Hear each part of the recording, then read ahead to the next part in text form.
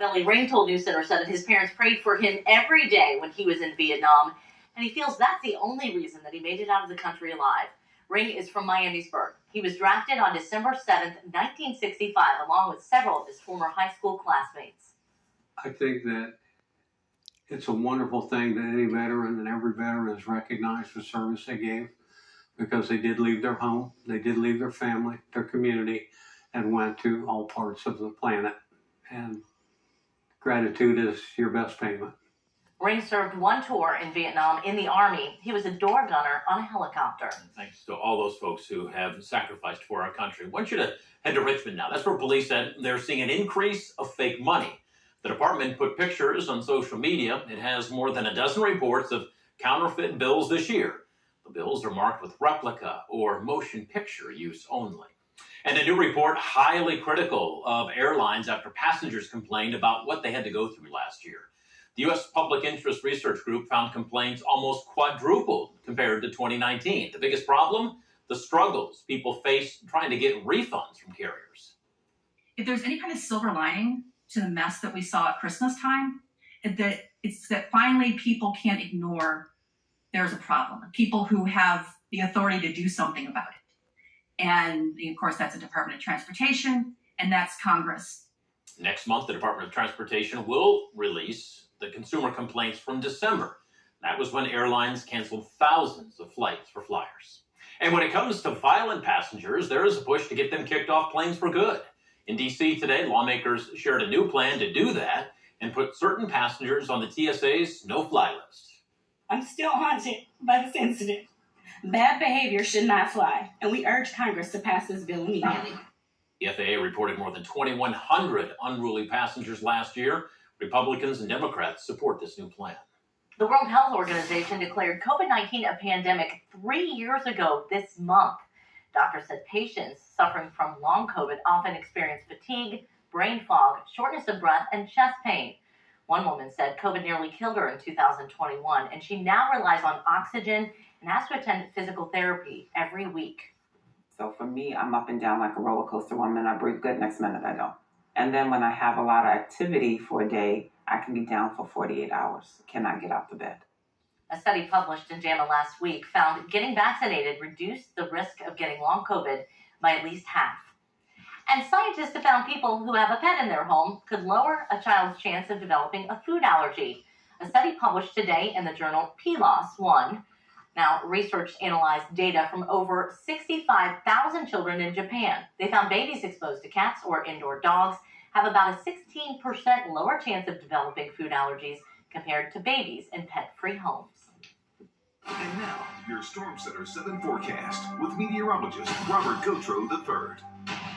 I don't know about you, but I'm about tired of wearing heavy jackets trying to stay warm in whatever this weather's doing. Well, I'm tired of the rain. And we were talking about it at 6 because I said my husband mowed the grass. Yes. He couldn't mow all the grass because we have so much water here. I was going to say, yeah. Yeah, so, Robert? I know y'all always have great Friday plans, right? Working at night, but maybe some people have tried to go out Friday nights this month. They really haven't had a chance to. I mean, St. Patrick's Day was on a Friday night, but it's rained every Friday night so far this month. In fact, some nights were some days were actually pretty wet. Take a look at March 3rd, where we actually saw 2.7 inches observed in Dayton. March 10th, 0.08. Okay, that wasn't so bad. Even St. Patrick's Day wasn't so bad, but rain. And yes, we've yet to actually go through March 31st, but there's rain in the forecast, so I mean, I'm not that good of a meteorologist. I can't tell you exactly how much rain we're going to see by the 100th of an inch, but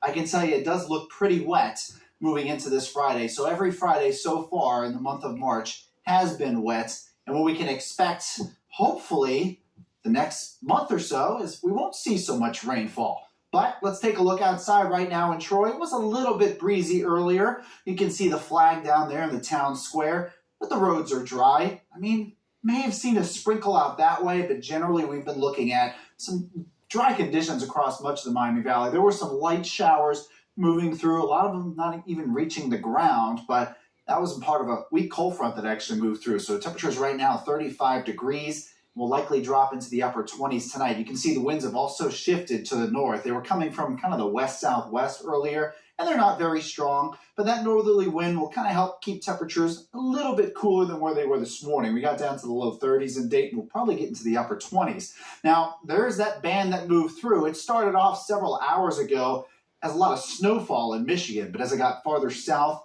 turned into rain, and we did see a little bit of that scrape by the Miami Valley, but most of that system is now pushed off toward the east, and we're looking at some mainly clear skies, actually. There's a little bit of cloud cover coming through, but the more clear skies we get, the colder temperatures are going to drop. Right now, across the rest of the Miami Valley, you can see we're still hanging on to the 30s for the most part. Bell Fountain's at about 28 degrees, but the rest of us still in the 30s, upper 30s down toward the south. But as we move to the next several hours, we'll likely get, again, into the upper 20s. Moving into tomorrow, upper 50s, so a little bit milder. If you're heading down south, maybe for first pitch, opening day, likely be in the 60s down in Cincinnati. Now, the Futurecast shows some generally clear skies overnight, and then even into Thursday, not looking bad. Here's a look at 4 o'clock in the afternoon Thursday, looking good there. The showers do come in around 7 a.m. on Friday morning, and it rains for much of the morning.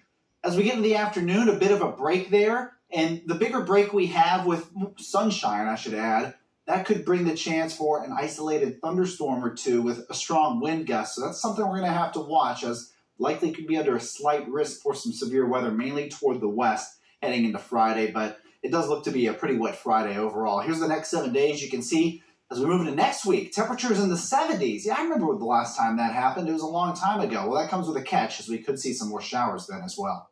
Robert, thank you. Today we spent some time checking out new programs to bring more seniors together. We'll talk about that on the other side of the break.